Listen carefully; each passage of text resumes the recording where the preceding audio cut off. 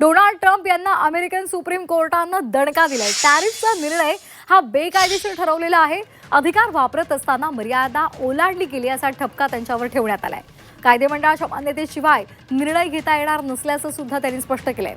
तर अमेरिकेचे राष्ट्राध्यक्ष डोनाल्ड ट्रम्प यांच्या महत्त्वाकांक्षी आर्थिक धोरणांना अमेरिकेच्या सर्वोच्च न्यायालयानं मोठा दणका दिलाय।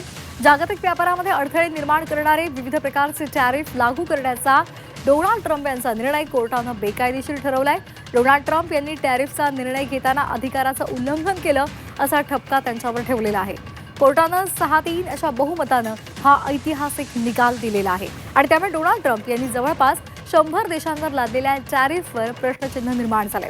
दरम्यान ट्रम्प यांनी या निर्णयावर नाराजी व्यक्त करत माझ्याकडे यासाठी प्लॅन बी तयार आहे असं म्हटलंय।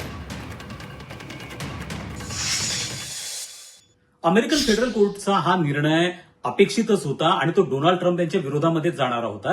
याचं कारण असं आहे की डोनाल्ड ट्रम्पनी मागच्या वर्षीच्या एप्रिल महिन्यामध्ये जो अनेक देशांच्या विरुद्ध टेरिफ वाढवण्याचा जो निर्णय घेतलेला होता, त्यासाठी त्यांनी 1977चा अमेरिकेमधला एक इकॉनॉमिक इमर्जन्सी ऍक्ट जो आहे त्याचा वापर केलेला होता। मात्र हा जो ऍक्ट आहे हा केवळ सँक्शन्स आणि जर ऍसेट फ्रीज करायचे असतील त्या संदर्भामध्ये बनवण्यात आलेला होता आणि यामध्ये कोणत्याही प्रकारचं टेरिफ लावण्याची प्रोव्हिजन नव्हती।